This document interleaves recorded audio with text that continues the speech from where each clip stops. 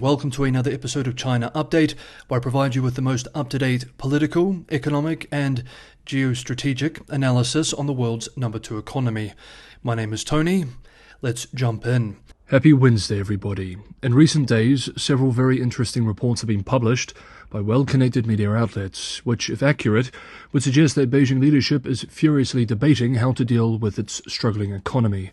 Hong Kong-based South China Morning Post reports that, quote, a proposal containing a stimulus figure will be submitted to the National People's Congress Standing Committee for review and approval, end quote. However, the potential size of the stimulus is unknown. Quote, the earliest that any additional details of China's fiscal stimulus might be disclosed would be later this month or in early November after the National People's Congress Standing Committee meets. Various signals strongly indicate that the scale of the incremental fiscal policy won't be small, end quote.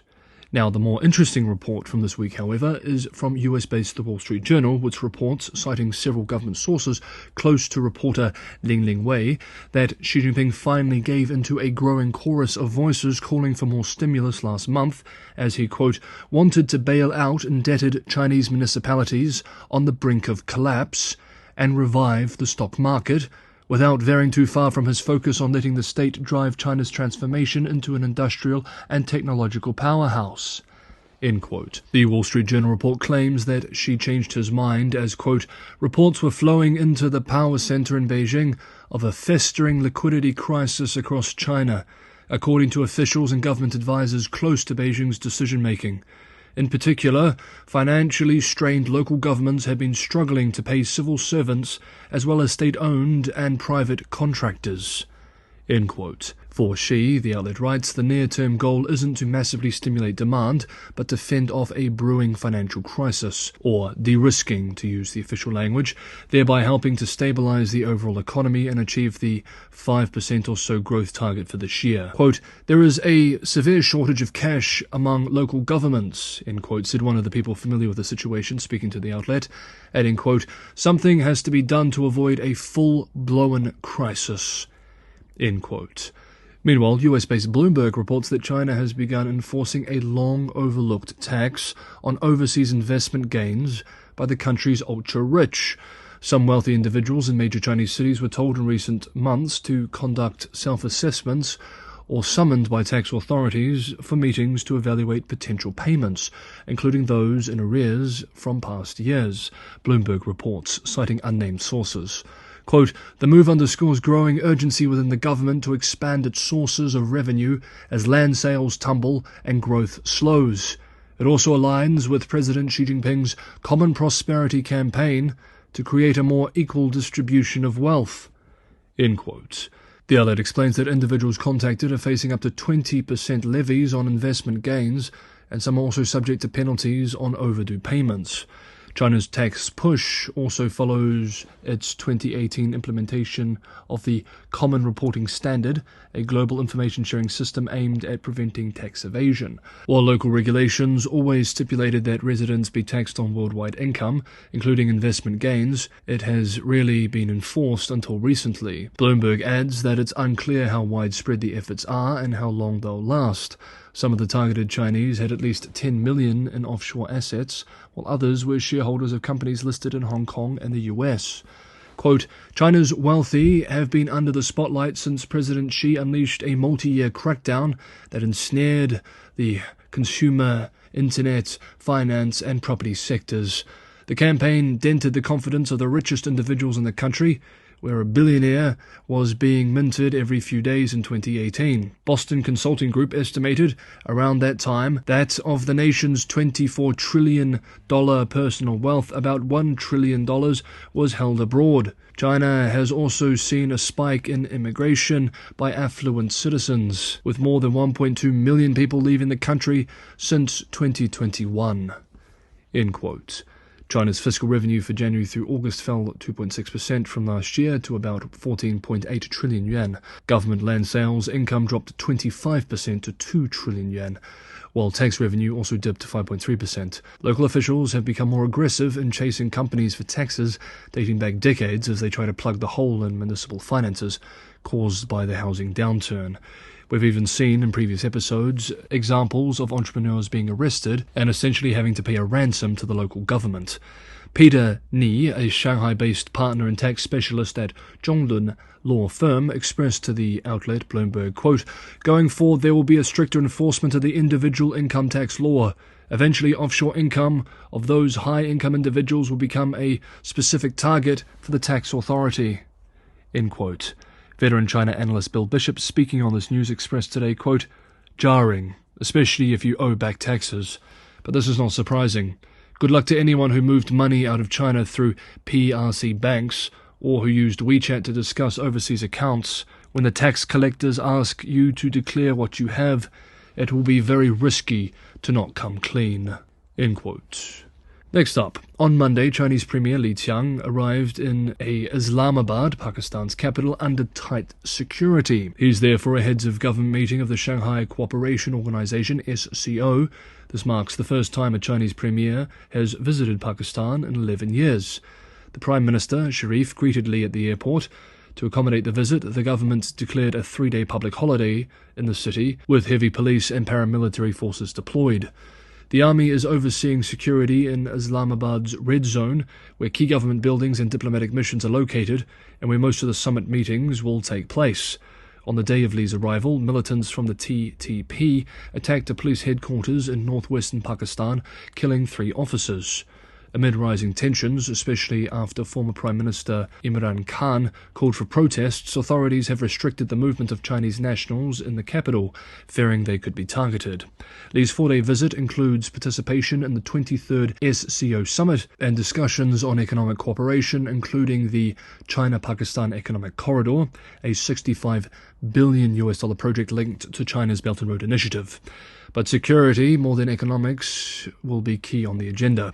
During the meetings, Beijing urged Pakistan to enhance security for Chinese workers following a resurgence of militant attacks targeting its investments in the country. Regular viewers will remember that earlier this month, 2 Chinese engineers were killed in a bomb attack by separatists on a convoy near Karachi airport in the south. The convoy belonged to the Port Qasim Electric Power Company, a significant Chinese investment in Pakistan.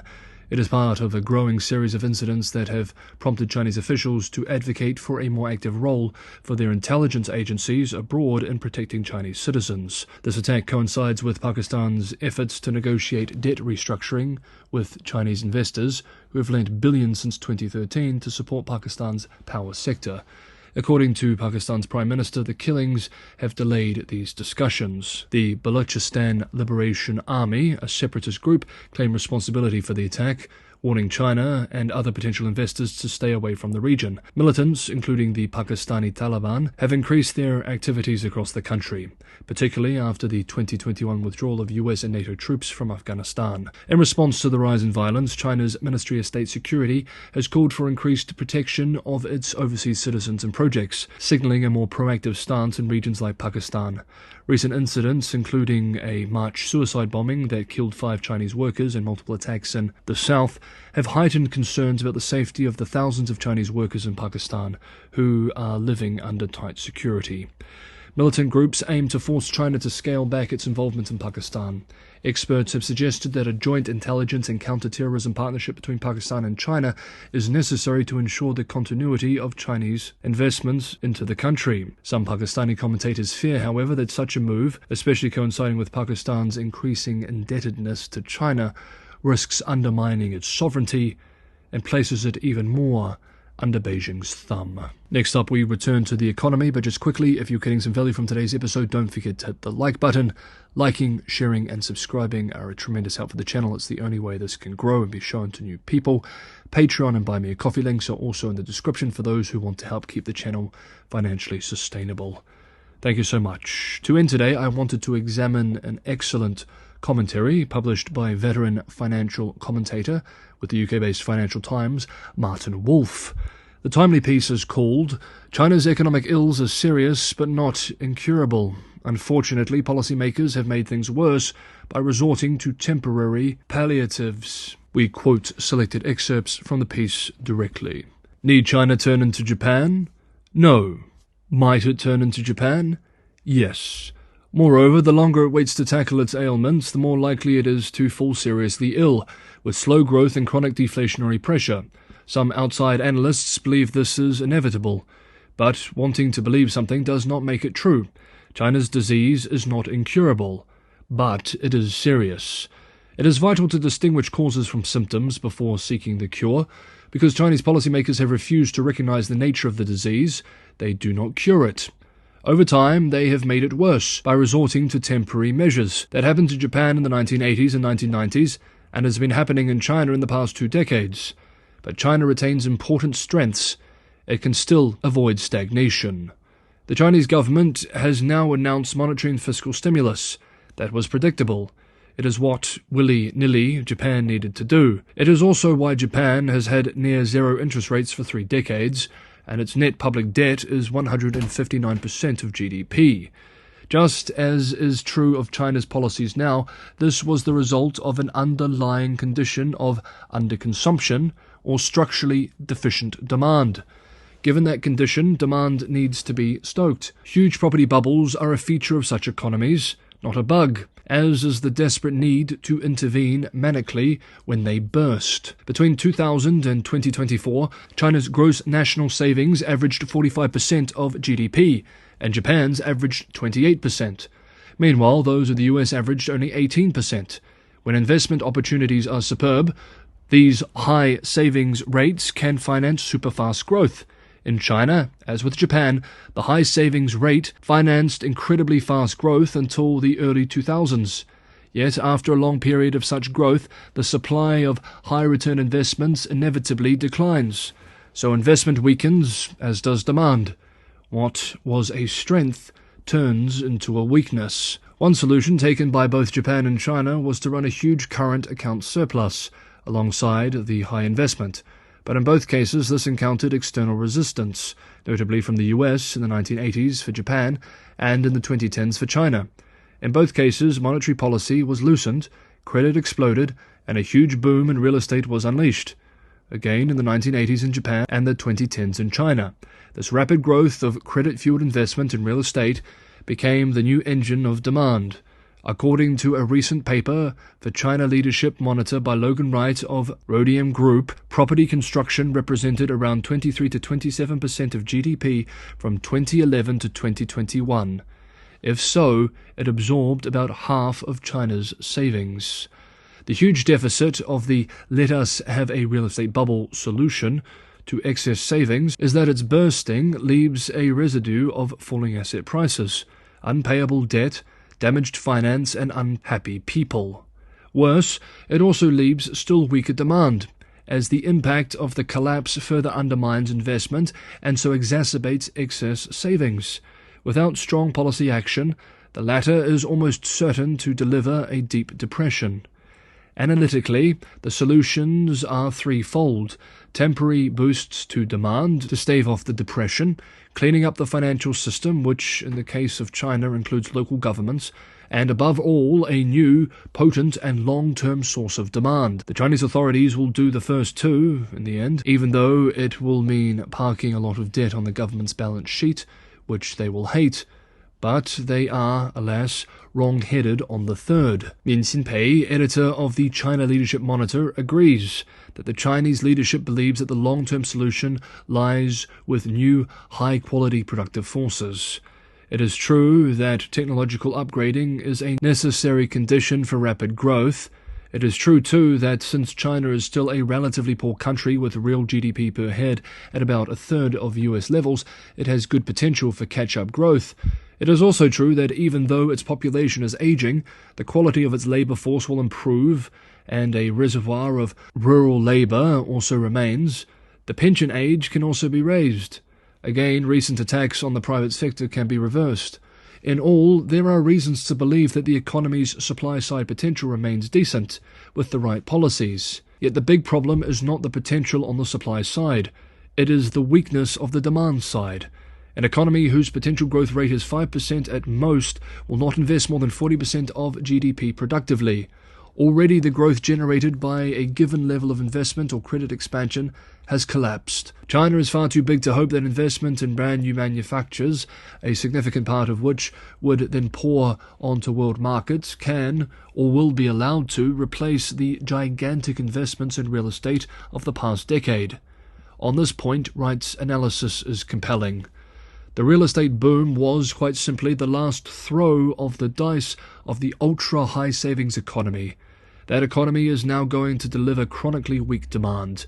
According to Wright, the share of household income in GDP is only 61%. The resulting low share of consumption is too small to absorb China's potential output. But the rest of the world will not make up the difference. But trying instead to invest 40% of GDP is sure to lead to waste and yet bigger mountains of bad debt. China needs higher consumption, but that reality creates a challenge to Chinese leaders. They seem to feel that investment and production are virtuous, while consumption and income redistribution are frivolous. Yet, as Adam Smith wrote, consumption is the sole end and purpose of all production. Xi Jinping needs to embrace this truth. Here ends the direct quotes and today's episode of China Update. Thank you so much, everybody, for watching. Have a good Wednesday, and I will see you all tomorrow.